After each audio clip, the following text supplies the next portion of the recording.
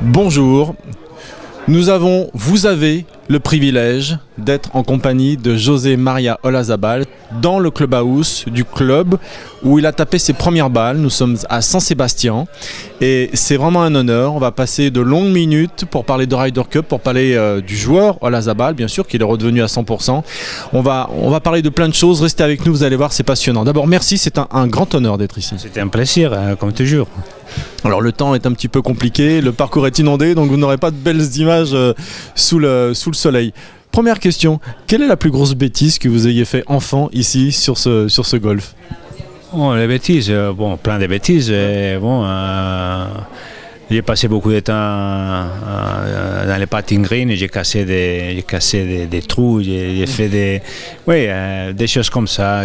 On a un petit lac où 15, quand j'étais petit, j'ai rentré dans les lacs pour prendre des balles et tout, et ça a été interdit à l'époque. Et des petites bêtises. Et ici aussi à la piscine, on a une très belle piscine, mais c'est interdit à les garçons moyens de 14 ans. Et bien sûr, j'ai habité ici et j'ai passé plein de jours là-bas à l'été, oui. Oui, parce que le Caddy Master, c'est l'ancienne ferme de vos parents. Oui, correct, c'est ça, c'est vrai.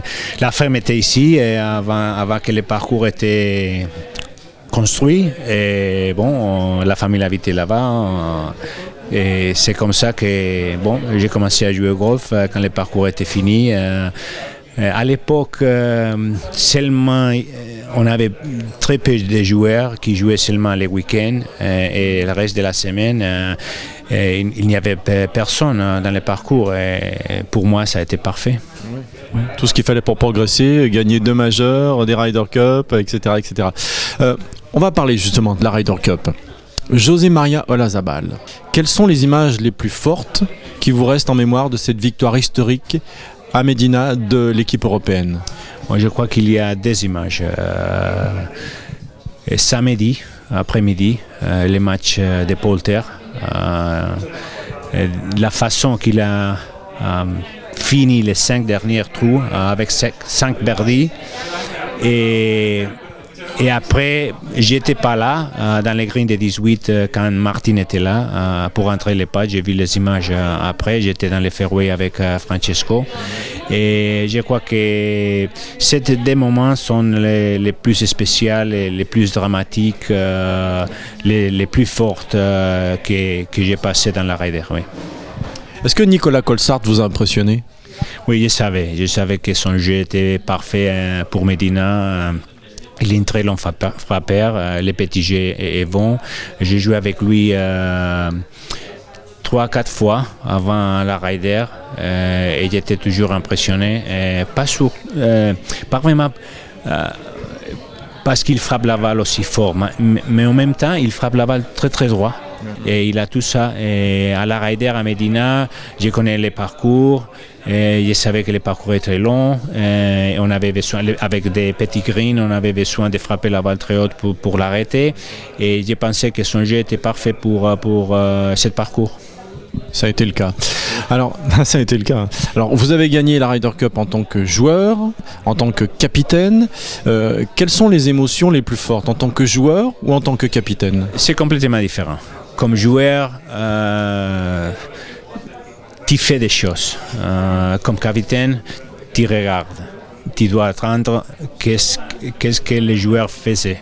Oui, mais on peut les motiver, on peut les haranguer, on peut... Oui, mais c'est pour ça que j'ai dit que c'est complètement différent. Comme joueur, tu es dans l'action. Mais comme capitaine, c'est vrai que tu peux parler avec des joueurs, tu peux dire des choses, tu peux motiver. On a déjà fait ça. On avait tous les jours une petite réunion après, à la fin de la journée. Tu parles personnellement avec certains joueurs. Si tu vois que le joueur n'est pas très très fier de son jeu, non? Comme Martin par exemple, non? Mais c'est complètement différent. Je préfère d'être joueur que capitaine.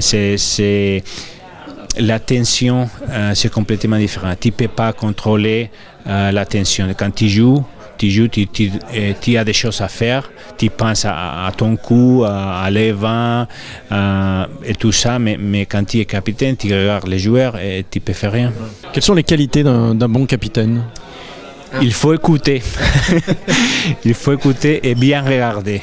Des petites choses, tous les petits gestes des joueurs que tu déjà connais, parce qu'ils te donnent beaucoup d'informations. Tu peux demander des questions à un joueur et bon, peut-être il te dit la vérité, mais de toute façon, quand tu regardes des petits gestes et tout ça, c'est très important. Paul McKinley va être le capitaine.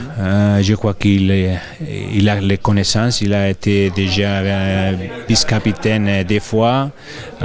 Il a joué la Raider. Il connaît très très bien tous les joueurs.